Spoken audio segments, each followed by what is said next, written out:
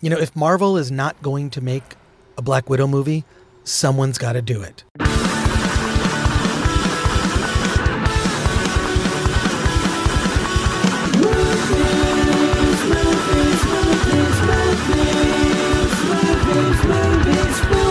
Welcome to the Film Threat Podcast. I am Chris Gore, joined as always by Anthony Ray Bench. How's it going, everybody? And we're parked at the Fox lot, getting ready to go see a screening of Red Sparrow, which opens this week in theaters. In theaters across the world.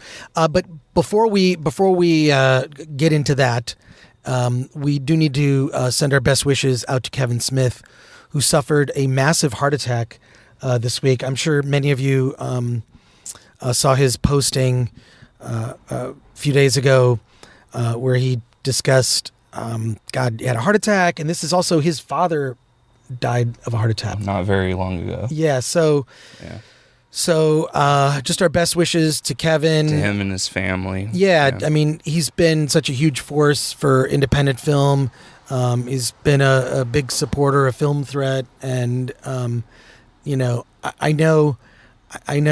think we've been criticized sometimes. When I say we, I mean Film Threat as an entity has been criticized for criticizing Kevin sometimes. But, I like some films better than others.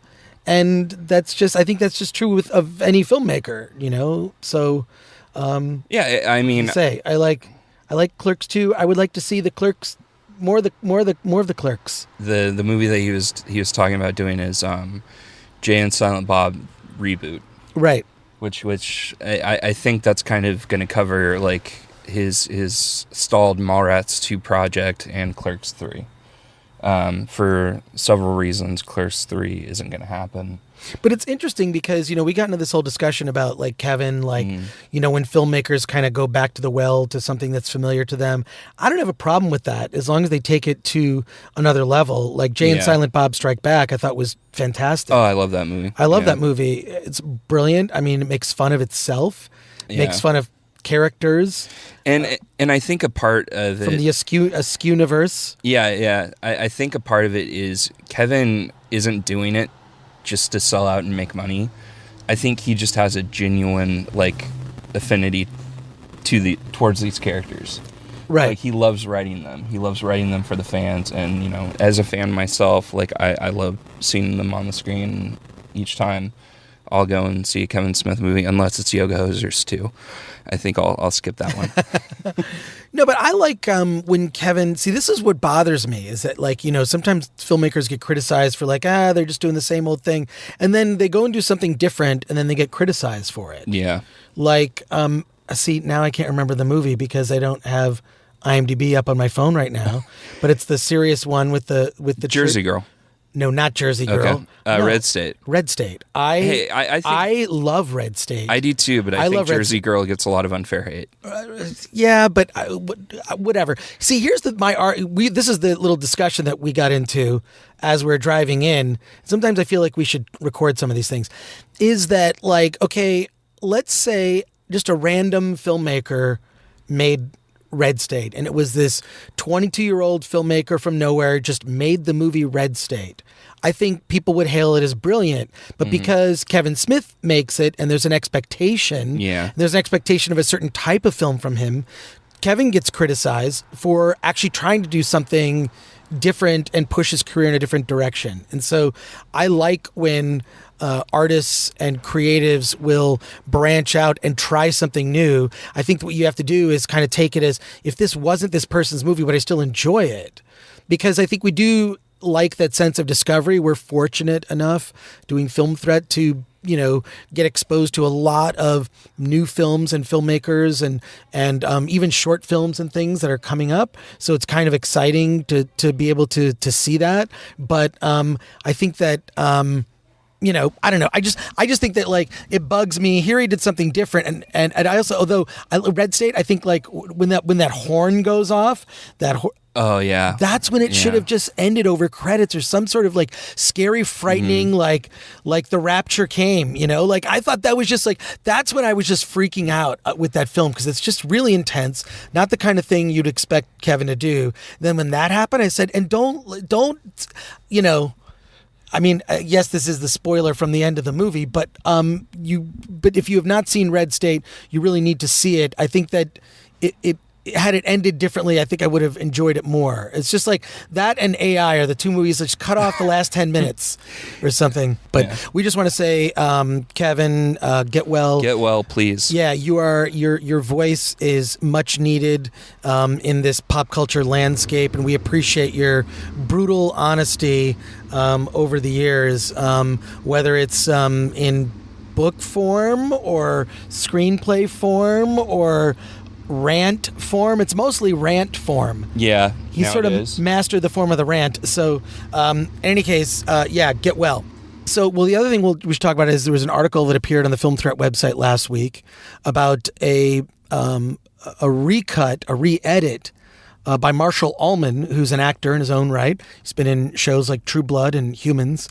I've never met him. We just met online, and he told me about his re-edit of Eyes Wide Shut by Stanley Kubrick. I'm a huge Kubrick fan. I mean, it's like I watch 2000, and you know this too because you've caught me. I watch 2001 about once a week. I just put it on as like what background noise. It's background. Yeah. Well, yes, I'm so familiar with the movie that the more I watch it, the more details I notice. But I also, when I'm working, depending on the type of work I'm doing, I do like to have on these sort of like weird YouTube videos that kind of put you in like a trance meditation. Yeah, it's sort of it's things like, rain or whatever they call, like, I know there's like ASMR videos are real popular, but so I put that on. Like 2001 is one of the things I keep in rotation of types of things that I like to have on that help me focus because I'm so familiar with it. I mean, I could probably quote the whole movie beginning to end.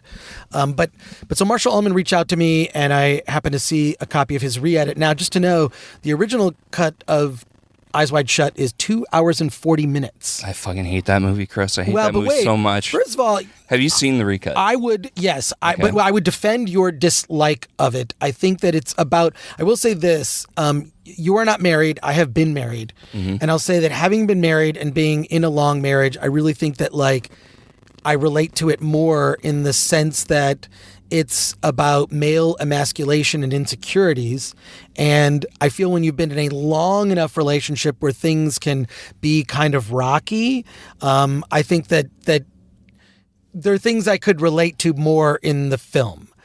I will say that you are correct to dislike the 2 hour and 40 minute cut. It didn't feel finished, and it felt kind of meandering in some parts, which was fine. I actually like some of those meandering scenes, but like the Lily Sobieski scene where she's like an underage girl in this mask shop seems like a complete aside that could be in itself like its own little short film, but doesn't really tie into the major themes of the movie. And what Marshall does in his recut, he cuts 40 minutes of the movie out, focuses it completely on theme, and he did extensive research where he just looked up every interview he could find with Stanley Kubrick about his process. What a lot of people don't know is when 2001: A Space Odyssey was originally released was it 1968, he cut 20 minutes out of the movie. I mean, already some people might complain that it's long, but 2001: A Space Odyssey was recut after its release, and these are things that would happen on a regular basis. For example, one of my favorite films, It's a Mad, Mad, Mad, Mad World, was also recut, and there's a Criterion release that has some of the excised footage, right? And it even has descriptions where there was excised footage where they couldn't find the footage. They actually sort of cut like a blank screen, and then they cut and they kind of tell you what happened. I've seen movies that do that. Yeah, so what used to happen, the way that movies used to get made is you'd finish the movie and they'd spend a year editing the movie. A year. And it gives you time to kind of ruminate, revisit things, show it to your friends, get some feedback. Now, I think the reason that pop culture is consumed and eaten up and regurgitated and pooped out and then eaten again in sort of it's a human centipede of consuming whatever latest major blockbuster movie comes out.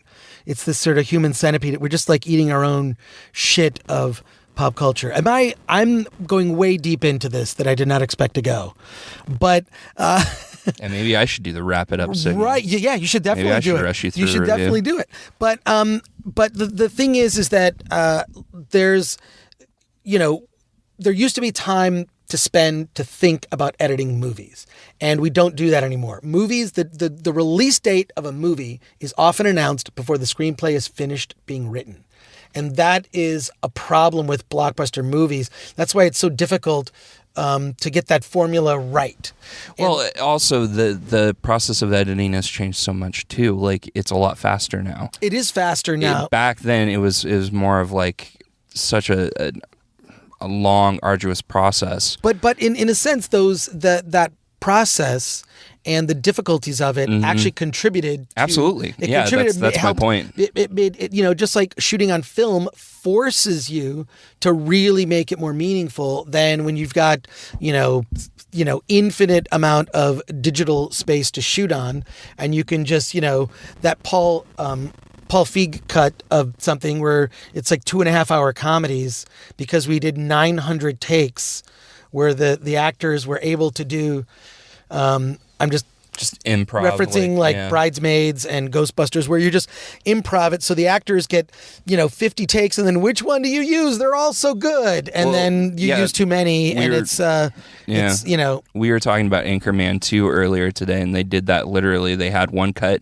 that went theatrically, and then like a few months later they did another cut because they had so many ad libs. Wasn't that Anchorman 1? No, it was Anchorman 2. Anchorman 1. They cut two different versions of the movie. Yeah. One, there's a subplot with like these bank robbers. Bank robbers, yeah. So in any case, I think that because the process is so rushed these days, because it's such a huge investment in the marketing spend and the budgets for these films, that there's not a lot of time for things to, better ideas to come forward. So Stanley Kubrick often like recut. So, he died, unfortunately, passed away, like just as Eyes Wide Shut was being released. So Marshall Allman took sort of based on notes he read from Kubrick, went back and cut it and tightened it. And I happen to believe it works better for me.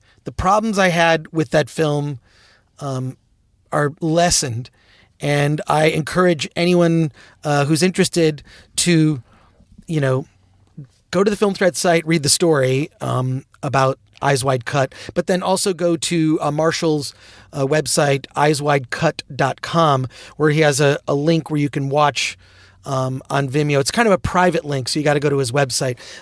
But here's the one thing that does bother me. It's not sacrilegious. He's just trying something interesting and new. And I happen to like fan cuts. It's a different way. It's a different way of looking at things. It's in a way, a lot of directors, these directors' cuts. It's after the fact and whatnot. Like Coppola edited the one version of the Godfather films where it's in chronological order. It doesn't quite work as well. I think that the cutting back and forth. Oh, they aired that on HBO, didn't they? Yeah, and you can actually get it on DVD. Actually, I remember buying it on VHS. But I like these fan cuts. I like different views. I'd like to see someone do a Godfather 2 cut of the prequel trilogy and the original trilogy of Star Wars, sort of cutting back and forth between Luke and Anakin's story, and only do that. No other side plots or whatever. Just Luke and Anakin and their storylines, and cut it like Godfather 2 in a sense. So somebody please do that. But also there have been other cuts of other fan cuts. Famously, the Phantom Edit. When the Phantom Menace came out, a lot of people were disappointed in that, and that's the subject of 900 podcasts. But someone did a fan edit. The best one I ever saw was one where the guy subtitled Jar Jar. And what he did was he gave him a voice that was something like Greedo and made him from a proud warrior race, and it just completely changes the character to, first of all, cut out all the ridiculous, stupid Bugs Bunny-like humor and focus it on him being a proud warrior with this, we will defeat the invaders. It's like, so like, he's not annoying, he's like actually a viable character when you reduce the screen time of Jar Jar. So anyways, I would go to filmthreat.com, check out the story on Marshall Allman, and then also go to his website to check out Eyes Wide Cut. And we can continue the discussion. And this is the thing that bugs me. People get like all upset, like there's some sacrilege or that it's illegal or whatever. It's like, no, a lot of filmmakers, and I think it's a great exercise, is to practice editing with other movies, you know? Maybe there's something you didn't notice you could do. I mean, and when you read about the editing of the original Star Wars that Marcia Lucas did, who was very well respected amongst Scorsese and Coppola. Oscar Award winner. Yeah, she saved that movie. Star Wars was in danger of just being a disaster. There's an original like 3-hour assembly of it that's just garbage, like almost, you know. Well, if you watch the deleted scenes, like they move at such a weird pace. Right. They're just like, what are you trying to get at? Like, right. Yeah. She made things so it just shows you how important editing is. So I encourage you to check it out. And then, you know what? Post in the comments section on Film Threat, and I'll reply to that. And I'll get Marshall to reply too, because we keep going back and forth. So cool. Oh, wait. Oh, you know what? I got some. So while we're on the Foxlet, this is a really interesting thing. I got an email from the people that are working on the movie Would You Be My Neighbor? Oh, nice. Yeah, and they're coming Won't out with. You Be My Neighbor? They're coming out with Won't You Be My Neighbor? Well, sorry, Won't You Be My Neighbor? From Fox Searchlight. It's coming out June 2nd, I believe. And there's a trailer that's about to be released. Oh, very cool. And in the trailer, it's going to say a quote from Film Threat, hey, Anthony Ray Bench. Awesome. In the official trailer, it's coming out. That's neat. Yeah, you didn't know that, did you? No, I had no idea. That's really fucking cool, man. Yeah, so they messaged me for permission, and I said, I'm giving permission on your behalf. You know, check the quote, and I want to surprise you on the podcast. So that's really neat, man. It's kind of a cool thing. You know, Film Threat's been quoted a lot in posters and DVD boxes and quotes but this is a major trailer for a movie that I think you and I both loved at Sundance. Oh, yeah. And it was my favorite film at Sundance that I saw. Well, they're using a quote from you. That's really cool. You should be proud when you go to the movies and you see the trailer for it. You're going to see your name, so that's pretty awesome. Awesome. Cool. That's cool. I'm going to send that to my mom. She's going to cry. Yeah. Oh, no, it will. I mean, yeah, it's going to debut online as well at some point. I don't know what their timing is, but they said that there was a deadline and that they were cutting and they needed the approval immediately. So that's what I did. Okay, so we're heading into a screening of Red Sparrow, and we'll be back to tell you all about it. All right. In America, there is plenty of light beer, and you can always find a party. In Russia, party always finds you. Light beer from Miller. Everything you always wanted in a beer, and less. Okay, so we have just now gotten out of a screening of Red Sparrow, and I can see your... You can see my anticipation. Yeah, but I think it's important that we read. I was actually going to tell you that maybe you should lead with this. Okay, so you read my mind. So we got an email before the screening, which is actually from the director of Red Sparrow, Francis Lawrence, and I'll just quickly read this email. It says, "Dear viewer, I am delighted that you could attend the screening of Red Sparrow.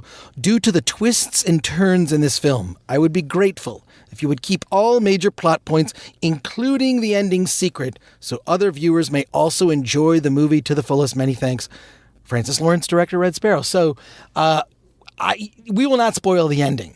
I just think that's verboten. But we do. But there are things we need to discuss. So let's talk about this. This is, I think if you've seen from the advertising, it's Jennifer Lawrence's character is she begins as a ballerina. Things don't go well for her, and she's recruited to be part of a special section of the Russian intelligence called Sparrows, which are not just spies, they are seductresses. They are women and men who are recruited because of their beauty, because of their physical attractiveness, and that people want to fuck them. And they will use those abilities, the power of their fucking, to extract information, to seduce clients, set people up. Yeah. So I will say there are a couple things. One, you've got Joel Edgerton, who is the American agent Nate, and her character, whose name changed so many times, I don't even remember. IMDb lists it as Dominika Igora. Me and Russian. You have to say the Russian accent. Dominika Igorova. That's sure. Let's go close with that. enough. Yeah, why not? Dominika. Yeah. So Dominika. That's who Jennifer Lawrence plays. But here's an interesting thing, just for a moment. Mm-hmm. I wonder if the movie would have been different had it been entirely in Russian with subtitles. Because hear me out for a moment. Okay. Just hear me out. So you have all these, American stars and also other English-speaking actors speaking in Russian accents. So, which begs the question, Yeah. wait, begs the question, wait for it. Do Russians make movies speaking in Russian with an American accent? And what would an American accent in Russian sound like? Anthony, what are your response to that?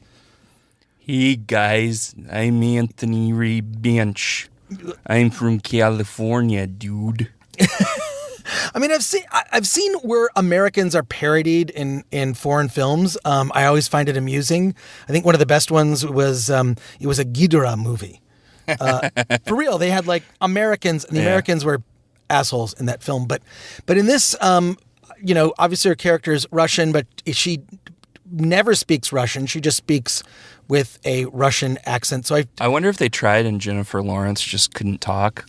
Maybe. But let's talk about a couple of things. One, the spy interplay and stuff it's not as nuanced as one would like. I think everything's pretty on the nose. Very. It's clumsy with its reveals, and it does that thing like at the end of every single spy thriller that I hate, where it's like, hey, we're gonna flash back and reveal all the things you missed.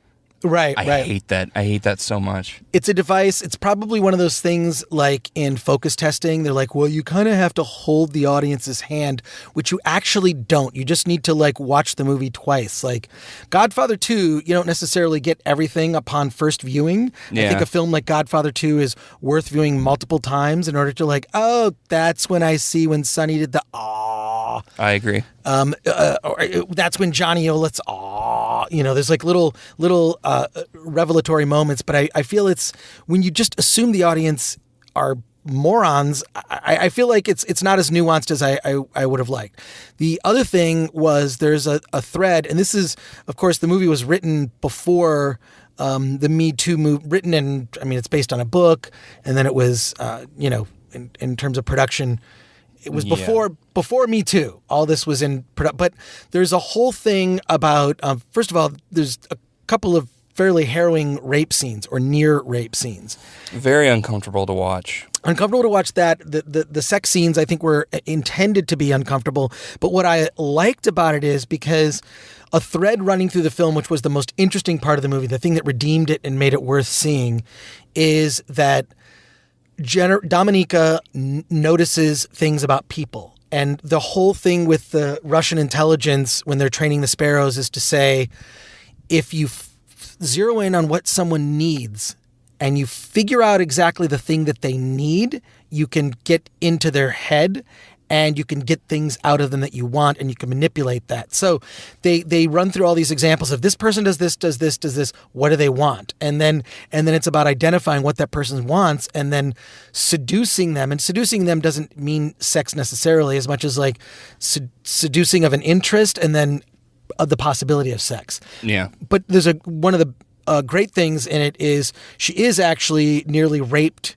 in the shower during training. And that's a great thing. No. I'm not saying it's a great thing. I'm saying what happens later is she's nearly raped. She's not raped. But what's great is that later there's a scene where she dresses this guy down, and what she identifies in him is that he wants power. It's not about sex, it's about power. She completely emasculates him in front of this group of classmates. And basically, she's sort of like, she takes off all of her clothes. There's a lot of, I wouldn't say there's a lot of Jennifer Lawrence nudity, but a surprising amount. And she takes her clothes off right in front. It's like, you can have me. So you can't even like, he can't even get it up to do it. So, and she so those That guy needed to look more like Harvey Weinstein. right, but that to me is the most interesting aspect of the film. That is, I don't know that it really comes to a satisfying conclusion at the end. That part of it, It doesn't. It's It almost doesn't. kind of dropped. Like little splashes of it show up, Right. Like every once in a while. But like I think that should have been like the core of the film. yeah. I agree. No, it should have been the core of the Yeah. film. You're right, because it was the most fascinating part. I almost would have rather seen, rather than like a cat and mouse game or action or creepy torturers. There's a horrible, creepy torture dude that's in this film that has some of the most brutal. It's like, take the scene in Reservoir Dogs Yeah.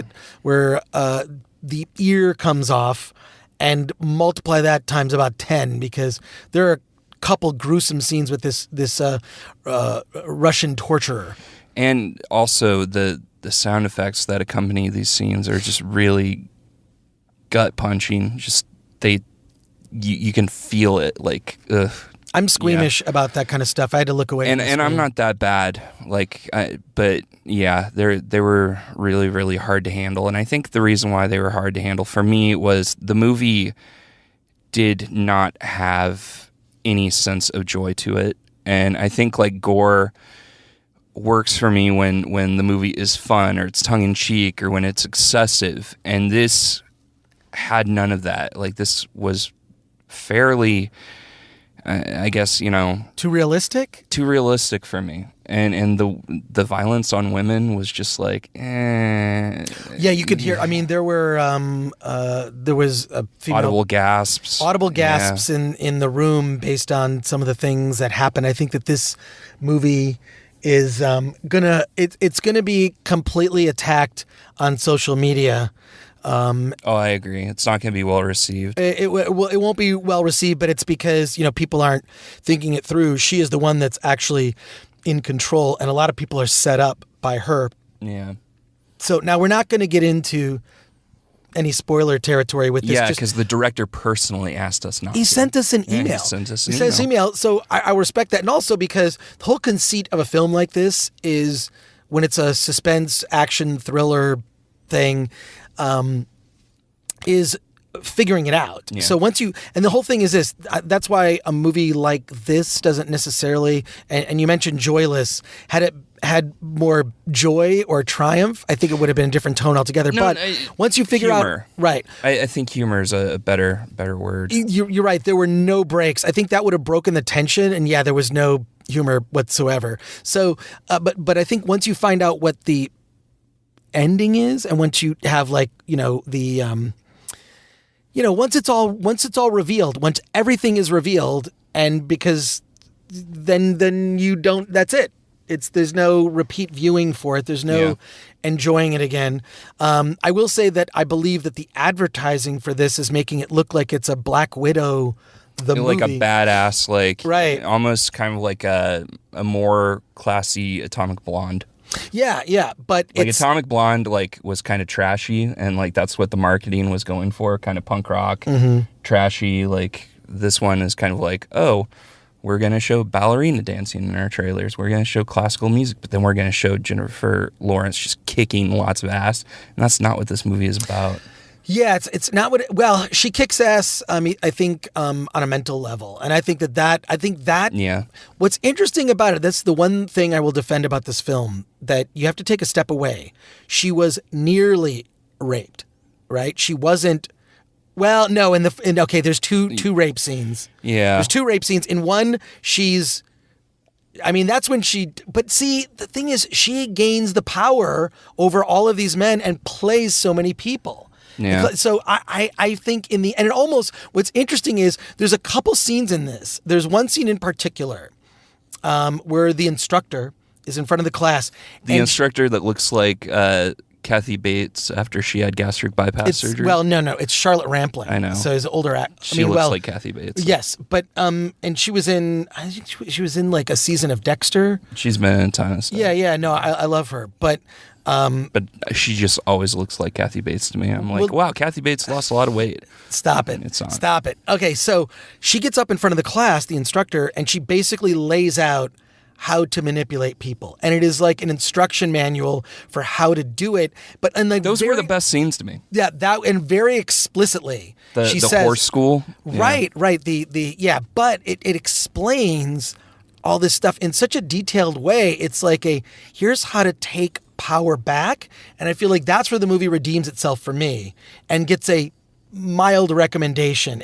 I'm saying mild recommendation because of that. Now, if the movie was more that and more psychological and less rapey, because I thought that it's the way that the rape scenes were played were just a little too graphic, I felt. I agree. And where I had to look away, or I was like, yes, there were audible gasps in the theater, but I was just cringing and in my chair. And it's like, it's not, those kind of things are not pleasant to watch. And I think they played it a bit too realistic. You were right about that. It's not like over the top gore, or it's not played in a humorous way as it would, say, in a James Bond film. Yeah, you don't have like a villain kind of cackling or, But I don't know that would be exactly, how do you handle that? They handled it in a way that's like, yes, this is a horrible, horrifying thing that is addressed. But still, in this film. it was gratuitous. Like it was. I do it was felt too gratuitous. You could have done that without being that. But also, okay, on gratuitous, right? Of course, we're living in the shadow of yet another high school shooting. I have no idea when people are listening to this. So there could be, if you're listening to this On a month from Thursday. now, there could be, or what I'm saying, they could be listening to this months from now. I got you. And there might be more high school shootings. But we're talking about the one recently in Florida at a high school that a friend of mine used to go to. Oh, wow. Yeah, so that was the high school she went to. In any case, so I think part of the problem is that we make things okay to watch. We don't. Like what I mean is this: cheeseburgers that are delicious that you get at a McDonald's or a Burger King or say at a Denny's are ground beef, and you take those cows, you kill them, you grind them into meat, and then you make delicious burgers or steaks or whatever it is. And what I'm saying is when people are murdered in cold blood, they don't show these photos because I think there's first of all, out of respect for the victims, but I think more often if they showed the results of heinous and horrible acts, I think people would be more outraged. And so let me get to this logic, right? So they don't show this stuff, so it's meaningless. It's a video game, right? It's Call of Duty. It's Star Wars. It's whatever it is. And I think that the reason that the rape scenes were played the way they were, as violently and realistically and gruesome as they were, as to not glorify it, as to make it look like the heinous, horrifying act that it is, the violent, brutal power exchange that it is, and showing how she overcame that and basically gave the middle finger to everyone who tried to take advantage of her. Eventually, not initially. So what I'm saying is sometimes I think it makes sense to show the brutal act, to show that it is a brutal act, rather than to sanitize it as we do with so much of. They say Americans are kind of shielded from a lot of things in the world, right? We are kind of in this bubble of America, and we don't see a lot of exploitation of workers, people living in squalor and what. I'm going to go on and see. I can see the look on your face. No, I'm seeing where you're going with this. What's that? I'm seeing where you're going with what this. I'm saying is that I think they play those scenes to show that is a horrifying thing. Okay. And if they had made it antiseptic, it would have been, why did you make it antiseptic? I think that the reason they made it look as horrible as they did is to make it repulsive. Okay. And I think that's for a good reason. And what I'm saying is that's a fair point. That's a fair point. Maybe it just worked a little too well, because I think that severely detracted my enjoyment of the movie. Well, I don't think anybody's supposed to enjoy, No, those I'm talking scenes. about as a whole. Right. Like, I just felt those scenes were unnecessary. It contributed to the tone, yes. Yeah. And she seemed, and I guess maybe this is troublesome with the character, and I think we talked about, there were a whole group of us talking that there really is not much chemistry between Joel Edgerton and Jennifer Lawrence. No, There just isn't. I thought Jennifer Lawrence was pretty boring. And I think I get she was supposed to be like, the kind of soldier and, just very kind of, I guess, not, what's the word I'm looking for? Not brainwashed, but just kind of, help me out here, Chris. Just kind of static, like just kind of blah. She's programmed. Yeah, programmed. Yeah, exactly. That's what I was going for. Yeah. But, her job is literally to seduce people, and even when she was seducing people, I was just like, so boring and monotone. Like, who would fall in love with her? Like, well, it's Jennifer Lawrence. I was going to say, did you look at her? And she's very. But this is definitely. I don't think you could compare this to what the Black Widow movie I think may end up being. I think the Black Widow film will be vastly different. I think Scarlett Johansson has personality. Right, she does. Yeah. She does. She has that amazing voice. She's. But look, I love Jennifer Lawrence. I think she's incredible in this, and I think it's. I think, like her. I just. Yeah, well, you can just like her. Yeah. You can be friends with her in biology. And what? What am I? I like her in some things. I think in other things she's just really like, I think she's terrible in the Hunger Games movies because she's that programmed, like, bland personality. Right. But in a movie that shows, like, that lets her kind of showcase personality and charisma, like, let's say Silver Lining Playbook. Like, I love her in that movie because she's kind of, like, crazy and kind of ditzy and this movie is just her being very sterile and programmed, as you said. Well, look, I think it is a worthwhile film in the sense that it is a thriller that deals with the power dynamic and a woman being trained to use that power to move forward an agenda for good. I mean, at least that's the aspiration in the film. But you're right. The joylessness of it did create a tone of like, we could use because there was a palpable tension in the room at the end of the movie. There was a very half-hearted, like, a few people started to applaud, and as soon as they could tell that no one else was, they stopped. Yep, I love that. I love when that happens, the awkward applause. Yeah, like 3-4 people started to clap, and then they realized, well, no one else is going to. It was like 3 claps in, and they were just like, no, cut it off, turn off the lights. Yeah, but I would just say go in at your own risk, and I think notice that I would say skip it. All right, well, okay. There's better movies. There's always better movies, but I do think there's better movies like this. But I almost think that had they just played the power dynamic, the male-female power dynamic, and psychologically getting in someone's head to manipulate them, rather than blood, gore, just the horrible stuff that it got into, I think it would have been a much more intriguing movie if it focused on this thread that unfortunately really doesn't sustain throughout the film, and it's the most fascinating part of the movie, and so I think that they blew it. I'd like to see an entire movie that just focuses on that aspect alone. That would be a thriller that's psychological, and you don't need all this action and things you think you need in a popular mainstream movie. Yeah. I mean, I think you and I both agree that the best stuff in that movie is the stuff that kind of happens in I mean, they use this term, it's not my term, but the horror school. Right, the horror school, that's what they call it. Yeah, I wish that more of the stuff that happened in those scenes had more of a payoff for the rest of the movie. But I think that largely that stuff is just kind of dropped and kind of just meanders. Right. Well, okay, so we disagree. We disagree on some things. Yeah. All right. Hey, follow us at Film Threat on everything. I'm that Chris Gore on everything, and you can find me now on this new social media app that I introduced Anthony to, which I'm kind of surprised about. It's called it's just Vero. Vero. Vero, and it's a new social media app, and Film Threat has an account, and I have an account, and it's all, you can just look me up, Chris Gore.